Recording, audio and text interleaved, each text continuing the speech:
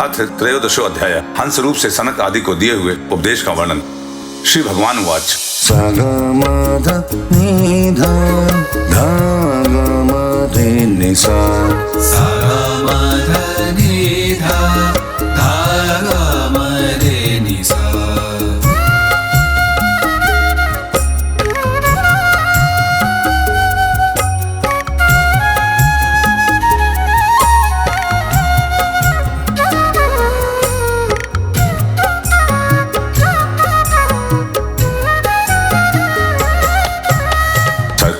रजस्तम एति गुणबुधेन चात्मनः सत्त्वेन सत्वं सत्त्वेन च वही। भगवान श्री कृष्ण कहते हैं, प्रिय उद्धव, सत्व, रज और तम ये तीनों बुद्धि के रूप हैं, आत्मा के नहीं। सत्य के द्वारा रज और तम इन दो गुणों पर विजय प्राप्त कर लेनी चाहिए। तदनंतर सत्य गुण की शांति वृत्ति के द्वारा उसके दया आदि वृत्तियों को भी शांत कर देना चाहिए। सत्त्वाधर्म भवेत् वृद्धा पुंसमभक्ति लक्षणं सात्विकोपासया सत्वं ततो धर्मः प्रवर्तते। जब सत्वगुण की वृद्धि होती है तभी जीव को मेरे भक्ति रूप स्वधर्म की प्राप्ति होती है। निरंतर सात्विक वस्तुओं का सेवन करने से ही सत्वगुण की वृद्धि होती है और तब मेरे भक्ति रूप स्वधर्म में प्रवृत्ति होने लगती है। धर्मो रजस्तमो हन्य तत्त्ववृद्धिरेणोत्तमः आशुनश्यति तन्मूनो यधर्म उभये हते। जिस धर्म के पालन से सत्वगुण की वृद्धि हो वही सबसे श्रेष्ठ है। वह धर्म रजोगुण और तमोगुण को नष्ट कर देता है। जब वे दोनों नष्ट हो जाते हैं तब उन्हीं के कारण होने वाला अधर्म भी शीघ्र ही मिट जाता है। अगोमोपः प्रजादेश कालकर्म च जन्म च ध्यानं मंत्रोऽथ संस्कारो दशैते गुणहेतुवः।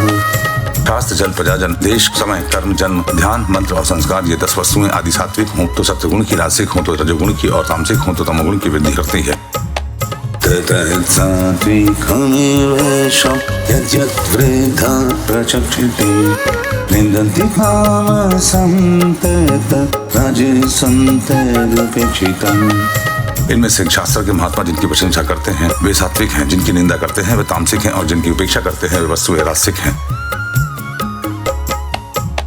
सात्विकन्येव सेवेत पुमान् सत्त्वविवृद्धये ततो धर्मस्ततो ज्ञानं ज्ञात् स्मृतिरपहनम्। जब तक अपने आत्मा का साक्षात्कार तथा स्थूल सूक्ष्म शरीर और उनके कारण तीनों गुणों की निवृत्ति न हो तब तक मनुष्य को चाहिए कि सत्वगुण की वृद्धि के लिए सात्विक शास्त्र आदि का ही सेवन करे, क्योंकि उससे धर्म की वृद्धि होती है और धर्म की वृद्धि से अंतःकरण शुद्ध होकर आत्म तत्व का ज्ञान होता है। तद्भाषाम्यति तद्गुणम् एवं गुणव्यत्ययो विहर्षाम्यति तत्प्रियः। बांसों की रगड़ से आग पैदा होती है और वह उनके सारे वन को जलाकर शांत हो जाती है। वैसे ही यह शरीर गुणों के वैषम्य से उत्पन्न हुआ है। विचार द्वारा मंथन करने पर इससे ज्ञानाग्नि प्रज्वलित होती है और वह समस्त शरीरों एवं गुणों को भस्म करके स्वयं भी शांत हो जाती है। उद्धव उवाच। वेदन्ते मर्त्यः प्रायेण विषयान् पद्मापदान् तथापि भुञ्जेते कृष्ण तत्कथं स्वखरजवत्।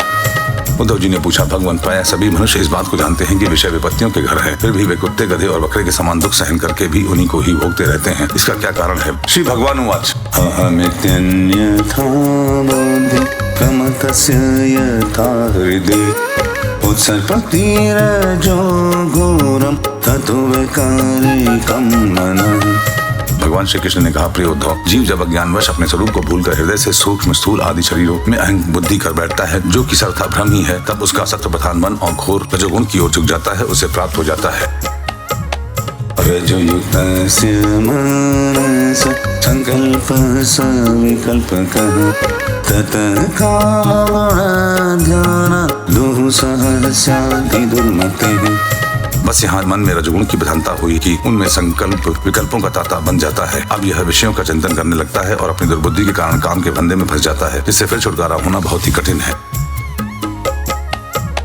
करोति कामवशः कर्मण्यभिजितेन्द्रियः दुःखोदकानि सम्पश्यन् रजोविगतविमोहितः। अब वह अज्ञानी कामवश अनेकों प्रकार के कर्म करने लगता है और इंद्रियों के वश होकर यह जानकर भी कि इन कर्मों का अंतिम फल दुख ही है, उन्हीं को करता है। उस समय वह रजोगुण के तीव्र वेग से अत्यंत मोहित हो रहता है।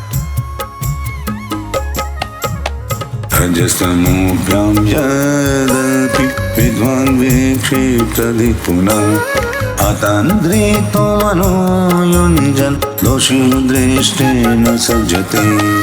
यद्यपि विवेकी पुरुष का चित्त भी कभी कभी रजोगुण और तमोगुण के वेग से विक्षिप्त होता है, तथापि उसके विषयों में दोष दृष्टि बनी रहती है। इसीलिए वह बड़ी सावधानी से अपने चित्त को एकाग्र करने की चेष्टा करता है, जिससे उसके विषयों में आसक्ति नहीं होती। अप्रमत्तो नुयुञ्जीतो मनोमयर्पयक्षणः अनिर्विण्णो यथा कालं हितश्वासो जितासनः। साधक को चाहिए कि आसन और प्राणवायु पर विजय प्राप्त कर अपनी शक्ति और समय के अनुसार बड़ी सावधानी से धीरे धीरे मुझ में अपना मन लगावे और इस प्रकार अभ्यास करते समय अपनी असफलता देखकर तनिक भी उबे नहीं, बल्कि और भी उत्साह से उसी में जुड़ जाए। हितवान् योग आदिष्टो मोक्षयिष्ये सनकादिभिः सर्वतोमाकृष्य मय्यधावेष्यति यथा। प्रिय उद्धव, मेरे शिष्य सनक आदि परमर्शियों में योग का यही स्वरूप बताया है कि साधक अपने मन को सब ओर खींचकर विराट आदि में नहीं, साक्षात मुझ में ही पूर्ण रूप से लगा दे।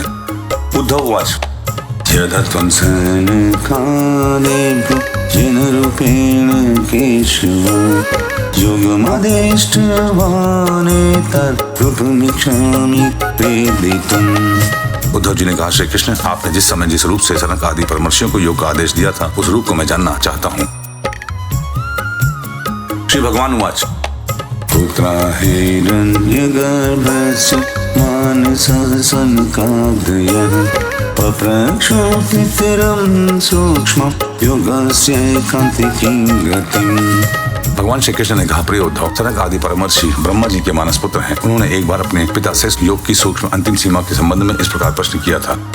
तनकादय ऊचु गुणेष्वेषते चेतो गुणश्चैतसि च प्रभो कथमन्योन्यसन्त्यागो मुमुक्षुरतीति तेषु। सनक आदि परमर्शियों ने पूछा, पिताजी, चित्त गुणों अर्थात विषयों में ही घुसा रहता है और गुण भी चित्त की एक एक वृत्ति में प्रवेश रहते ही हैं, अर्थात चित्त और गुण आपस में मिले जुले ही रहते हैं। ऐसी स्थिति में जो पुरुष इस संसार सागर से पार होकर मुक्ति पद प्राप्त करना चाहता है, वह इन दोनों को एक दूसरे से अलग कैसे कर सकता है।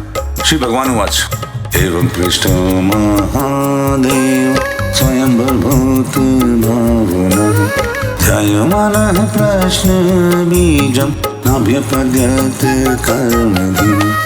भगवान श्री कृष्ण कहते हैं, प्रिय उद्धव, यद्यपि ब्रह्मा जी सब देवताओं के शिरोमणि स्वयंभू और प्राणियों के जन्मदाता हैं, फिर भी सनक आदि परमर्शियों के इस प्रकार पूछने पर ध्यान करके भी वे इस प्रश्न का मूल कारण न समझ सके, क्योंकि उनकी बुद्धि कर्म प्रवण थी। समाम चिन्तय देव प्रश्न पारयति तीक्षया तस्याहं हंस्य रूपेण सकशमगमं तदा। उद्धव, उस समय ब्रह्मा जी ने इस प्रश्न का उत्तर देने के लिए भक्ति भाव से मेरा चिंतन किया। तब मैं हंस का रूप धारण करके उनके सामने प्रकट हुआ। दृष्ट्वा मां उपव्रज कृत्वपादाभिवन्दनं ब्रह्माणमव्रतः कृत्वा अप्रक्षुरको भवनिति। मुझे देखकर सनक आदि ब्रह्मा जी को आगे करके मेरे पास आए और उन्होंने मेरे चरणों की वंदना करके मुझसे पूछा कि आप कौन हैं। इत्यहं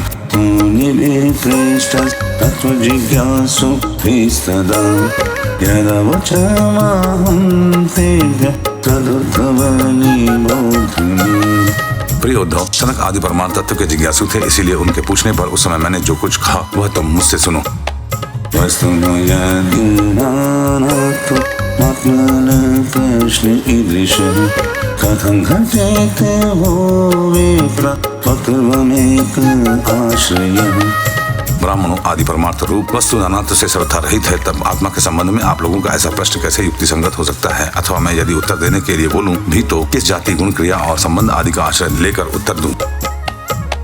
पंचात्मकेषु भूतेषु समानेषु च वस्तुतः भवनीति वः प्रश्नो वचनं भूयानर्थकः। देवता, मनुष्य, पशु, पक्षी आदि सभी शरीर पंचभूतात्मक होने के कारण अभिन्न ही है और परमार्थ रूप से भी अभिन्न है। ऐसी स्थिति में आप कौन हैं? आप लोगों का यह प्रश्न ही केवल वाणी का व्यवहार है, विचार पूर्वक नहीं है, अतः निरर्थक है। मन सवच सादिष्ट प्रियतेन्यरपिन्द्रियः आम्यवलमातोन्य धीति बुद्ध्यर्थमञ्जसा। मन से, वाणी से, दृष्टि से और अन्य इंद्रियों से भी जो कुछ ग्रहण किया जाता है वह सब मैं ही हूँ, मुझसे भिन्न और कुछ नहीं है। यह सिद्धांत आप लोग तत्व विचार के द्वारा समझ लीजिए। गुणेष्वेषते चेतो गुणश्चेतसि च प्रजा जीवस्य देह उभयं गुणश्चेतो मदात्मना। पुत्रों, यह चिंतन करते करते विषयाकार हो जाता है और विषय चित्त में प्रविष्ट हो जाते हैं। यह बात सत्य है। तथापि विषय और चित्त ये दोनों ही मेरे स्वरूपभूत जीव के देह हैं, उपाधि है, अर्थात आत्मा का चित्त और विषय के साथ कोई संबंध ही नहीं है। गुणेशिचाविषचित्तमभीक्ष्णं गुणसेवया गुणस्य चेत् प्रभव मद्रूप उभयं त्यजेत्। इसीलिए बार बार विषयों का सेवन करते रहने से जो चित्त विषयों में आसक्त हो गया है और विषय भी चित्त में प्रविष्ट हो गए हैं, इन दोनों को अपने वास्तविक से अभिन्न मुझ परमात्मा का साक्षात्कार करके त्याग देना चाहिए। जागृत स्वप्न सुषुप्तं च गुणतो बुद्धिवृत्तयः तासां विलक्षणो जीव साक्षित्वेन विनिश्चितः। जागृत, स्वप्न और सुषुप्ति ये तीनों अवस्थाएं सात्विक गुणों के अनुसार होती हैं और बुद्धि की वृत्तियां हैं। सच्चिदानंद का स्वभाव नहीं। वृत्तियों का साक्षी होने के कारण जीव उनसे विलक्षण है। यह सिद्धांत श्रुति, युक्ति और अनुभूति से युक्त है।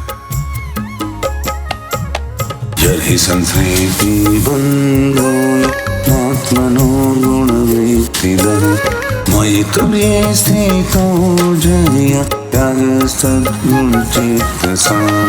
क्योंकि बुद्धि वृत्तियों के द्वारा होने वाला यह बंधन ही आत्मा में त्रिगुणमयी वृत्तियों का दान करता है। इसीलिए तीनों अवस्थाओं से विलक्षण और उनमें अनुग्रत मुझ तुरीय तत्व में स्थित होकर इस बुद्धि के बंधन का परित्याग कर दे, तब विषय और चित्त दोनों का युगपत त्याग हो जाता है।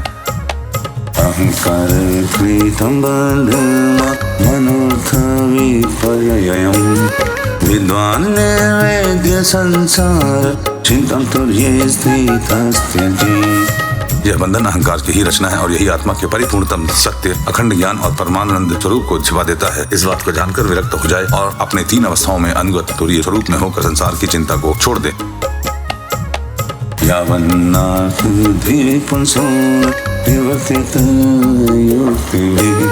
जागर्त्यापि स्वपन्नज्ञ स्वप्ने जागरणं। जब तक पुरुष के भिन्न भिन्न पदार्थों में सत्यत्व बुद्धि, अहम बुद्धि और मम बुद्धि युक्तियों के द्वारा निवृत्त नहीं हो जाती, तब तक वह अज्ञानी यद्यपि जागता है तथापि सोता हुआ सा रहता है। जैसे स्वप्न अवस्था में जान पड़ता है कि मैं जग रहा हूँ।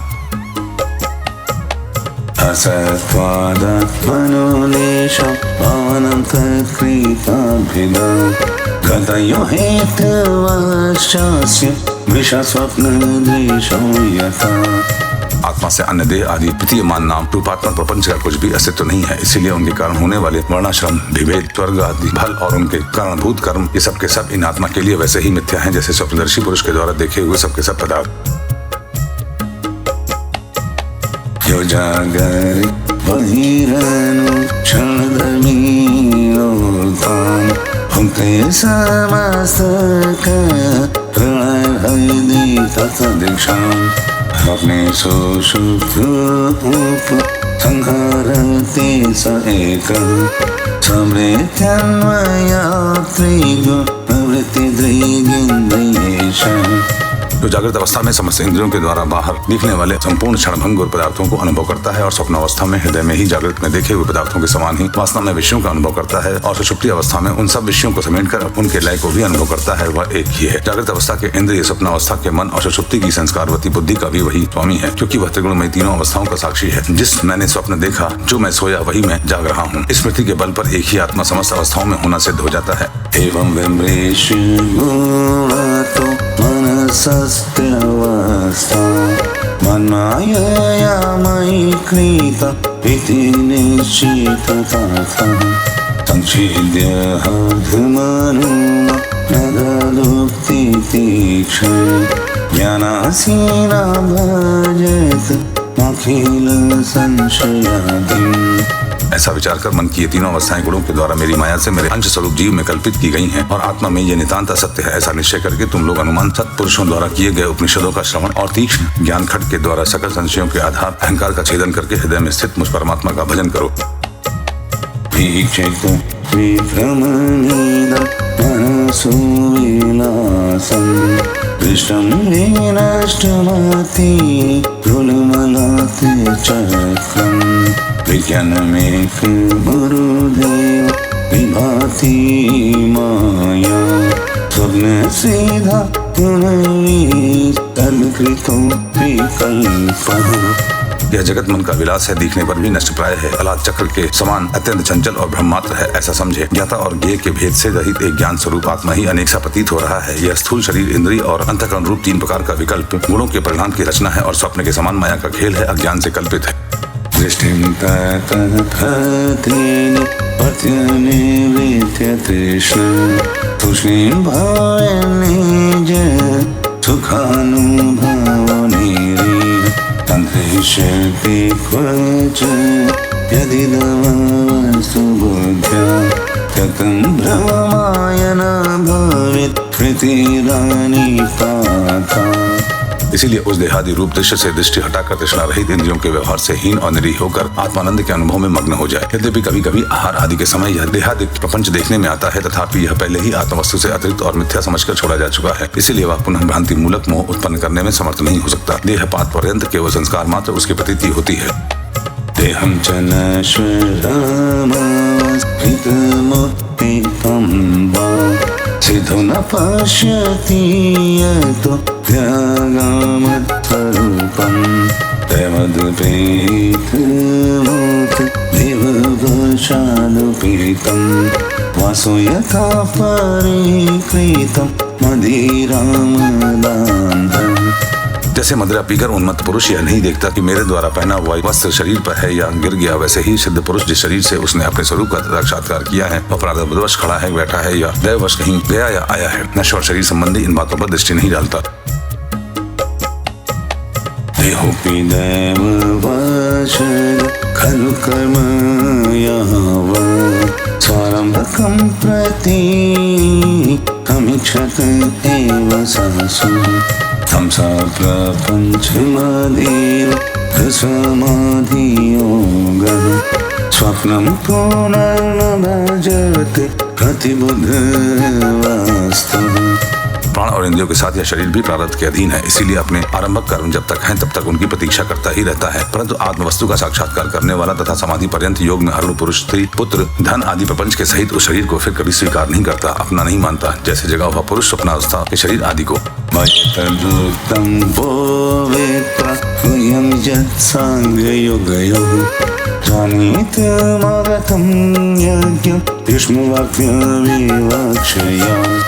धनकादिक ऋषियों, मैंने तुमसे जो कुछ कहा है वह सांख्य और योग दोनों का गोपनीय रहस्य है। मैं स्वयं भगवान हूँ, तुम दोनों को तत्व ज्ञान का उपदेश करने के लिए ही यहाँ आया हूँ, ऐसा समझो।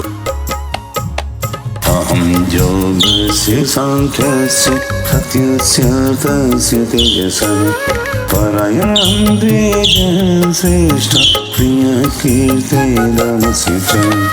विप्रवरों, मैं योग, सांख्य, सत्य, ऋतु, तेज, श्री, कीर्ति और दम इन सबका परम गति, परम अधिष्ठान हूँ। मां भजन्ति गुणः सर्वे निर्गुणं निरपेक्षकं सुहृदं प्रियमात्मानं साम्यसंगादयो गुणः। मैं समस्त गुणों से रहित हूँ और किसी की अपेक्षा नहीं रखता, फिर भी साम्य, असंगता आदि सभी गुण मेरा ही सेवन करते हैं, मुझ में ही प्रतिष्ठित हैं, क्योंकि मैं सबका हितैषी, सुहृद, प्रियतम और आत्मा हूँ। सच पूछो तो उन्हें गुण कहना भी ठीक नहीं है, क्योंकि वे सत्वादि गुणों के परिणाम नहीं है और नित्य हैं।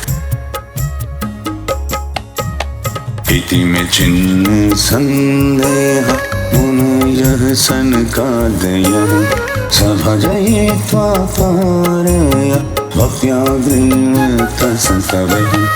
प्रिय उद्धव, इस प्रकार मैंने सनक आदि मुनियों के संशय मिटा दिए। उन्होंने परम भक्ति से मेरी पूजा की और स्तुतियों द्वारा मेरी महिमा का गान किया। हम पूजितः सम्यक् असुतः परमर्षिभिः हतेयाय स्वकं धाम पश्यतः परमेष्ठिनः। जब उन परमर्षियों ने भली भांति मेरी पूजा की और स्तुति कर ली, तब मैं ब्रह्मा जी के सामने ही अदृश्य होकर अपने धाम में लौट आया।